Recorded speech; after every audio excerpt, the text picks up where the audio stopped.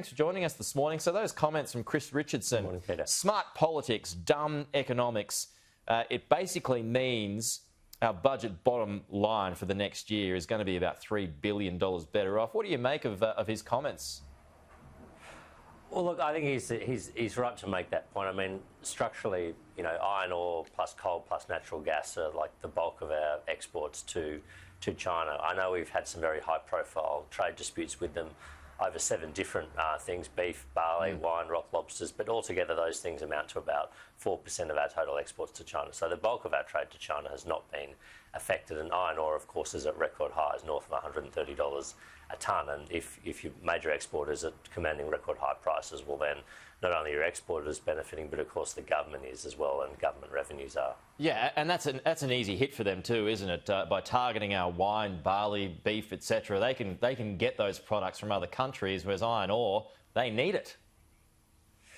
Well, look, I think that's right. I mean, I think if China was not to take our iron ore, for instance, that there's not enough global capacity out there to meet their demand in terms of seaborne iron ore trade. There's about 50% of what they need. So, I mean, I guess I'd make this point, and I think it's very unfortunate that we're having disruptions in other sectors, in wine, in beef, and barley. But ultimately, why nations trade with one another and why they buy and sell to one another is because they want what the other country has. They trade because they buy from China, buys from Australia because we're a high quality, low cost, competitive, reliable supplier of things they need, including iron ore, but also tourism, education, beef, barley, wine, all those things. And I hope that those natural complementarity of our two economies, I hope those things reassert themselves. Yeah, I mean, you made a think tank piece last week. It was an interesting couple of points that you made, several points as a matter of fact. You mentioned that in some form or another tensions could be around for some 20 years going forward. Is our relationship with China, in your view, ever going to go back to the way things were, though? My view is that China has fundamentally changed as a country, and this is in many senses it's natural, it's to be expected. But China today, as a share of the global economy, is about 4 times bigger than it was 20 years ago. There is a much more nationalistic and assertive style of leadership. There's much fewer internal checks and balances in China. The collective leadership model that Deng Xiaoping established has gone, and now there's a single person in charge in Xi Jinping. So this means that we're dealing with a much different entity than we were 20 years ago. So I don't think we're going to go back to that relationship. But nor is the US-China relationship going to go back to the days of Clinton and Hu Jintao. That's not going to happen. It's going to be quite a different relationship than we've had before. Do you believe that we should be getting more support from the US when it comes to our trade tensions with China, and in particular the incoming Biden administration? Do you believe that they should be saying more in our defence?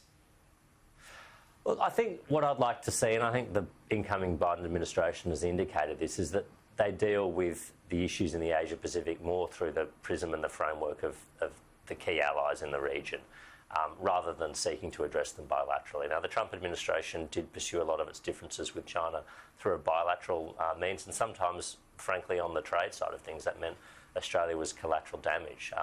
Generally speaking, we were well shielded from that, and our strong relationship with the US administration helped. But we would like to see a much more traditional, I think, US focus on the Indo-Pacific, which means a new US administration coordinates its interest and its approach with countries like India, with countries like Japan, with countries like Korea, and with countries like Australia. And I think, working together like that in a concerted way will have much better results. It will take time, though, to pivot, right? To pivot to these other countries to kind of make up that shortfall, the business that we have lost in some sectors to China. Look, undoubtedly, I think the sectors that have been disrupted, they've been hit quite hard, and we've all got a job to do to help them these exporters find alternative markets. I would say, though, that this is not, unprecedented. We've been through these sorts of shocks before. After the Asian financial crisis in the late 90s, our exporters to major markets took a big hit because these economies slowed down considerably, went into economic crisis, and our exporters pivoted remarkably quickly when the United Kingdom entered the European Union back in 1972, and we lost preferential access to Great Britain. Again, our exporters were badly hit at the time, but they pivoted quite quickly, and I'm confident we'll be able to do the same. Yes, there's some friction and some disruption on the way, but ultimately, what we're offering to sell to the world is something that the world is keen to have. It's high quality produce, it's healthy, it's reliable, it's cost competitive, all these sorts of things. This is why Australia has been such a successful exporting nation, not only in agriculture but in resources and in services, because we're a competitive supplier of these things. Just some reports in The Australian this morning, Dave. 10 consulates in Shanghai have Communist Party members, and there's been a government-run recruitment agency that has placed advisors into Western embassies, and that's been happening for more than a decade. What's your reaction to that, and should we be concerned about it? Well, firstly, it doesn't surprise me at all. I think anyone who's, it's a well-known secret within diplomatic circles that, your missions in some countries are staffed by people that are selected by those countries, and you just need to factor that in the way you operate. But I think it's an important reminder that in a political system such as China, the individual exists to serve the state, basically. In Australia, the state exists to serve the individual. But in China, the idea of an individual, there's really no such thing. Everyone owes some sort of loyalty to the state and some allegiance to the state. And it's the difficulty of dealing with a political system such as theirs, which is much more state-centric than ours. It means that, of course, look, we've got to worry about people who are Communist Party members working in our in big offices and outfits, but also even people that aren't are still very subject to the pressure and suasion of Chinese state authorities to do their bidding. And I think that's an unusual feature of their political system and one that's quite foreign to us. So how would you protect your own information within your own consulate if you've got, let's say in Shanghai, you've got these members of the Communist Party working there as well? Well, generally speaking, all our diplomatic missions have highly compartmentalised streams of information, and certainly the information that locally engaged staff, as they're called, have access to is of a vastly different character to the information that Australian-based staff have access to. Usually the embassies are physically separated in some senses, these sections, and security separated. So, look, I'd expect, as I said, I think this has been the working assumption of our diplomatic missions for some time, and we've already got measures in place to deal with it. Okay. Australia was blocked from speaking at a climate summit on the weekend, the claim being that our climate policies were insufficient to warrant a speaking slot, Dave. Are our commitments lacklustre?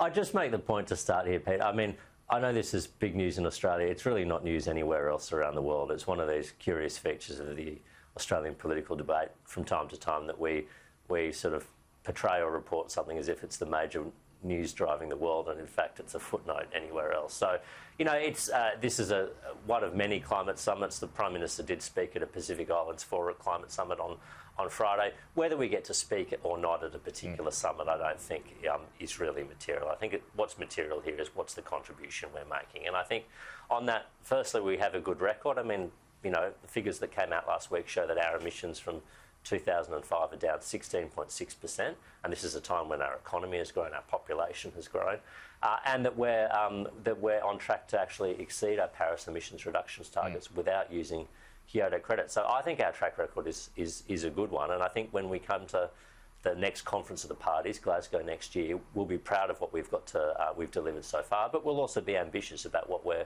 willing to promise. And ultimately, the test here is not who gets to speak at summits. It's how much do countries reduce their emissions and how much do countries honour the commitments that they've made to do so. That's ultimately going to be what keeps global warming limited and what saves our planet. Would this put any pressure, though, on Australia having to commit to net zero emissions by 2050, making that commitment? Well, I think there will be discussions at Glasgow, and that's the right place for them to happen, about commitments beyond 2030. The arrangement was always that we've got a 2030 commitment target, which we all signed up to in Paris, and that the next commitment periods from 2035, 2040 onwards will be discussed at Glasgow. And that's the right way for these things to happen. Ultimately, it doesn't do us much good if some countries unilaterally commit to net zero and other countries make no commitments. The only way we'll do this is if we do it together. And the right way to do it together is in a multilateral framework, a multilateral setting where all the countries make commitments to one another, and collectively the sum total of their commitments means that we're going to reduce CO2 emissions and limit temperature rises. That's what needs to happen, and Glasgow is the right place for that to happen, not at press conferences, not at individual speeches, not at individual events on the sidelines of things. It's going to be in Glasgow. So is that a waste of time, that summit on the weekend? No, I mean, look, they're not a waste of time, but I wouldn't, over-agonise or over-interpret about what its significance is for Australia. There's lots of summits that happen all around the world on any given day, on any given weekend. Some of them Australia is invited to, some of them we're not. Frankly, if we had to go to every one that we were asked to do, our Prime Minister and Foreign Minister wouldn't have much time to do anything else. Some of these are useful, some of them aren't. I think we shouldn't get too hung up about any particular one, though. The thing is here, we're in the main game, which is the UNFCCC, the Conference of the Parties, the Glasgow Summit, and we've got credibility. We are actually meeting the commitments that we set. And without wanting to single out any particular country, there are many countries around the world who have failed to meet their Kyoto targets, who are not going to meet their Paris targets.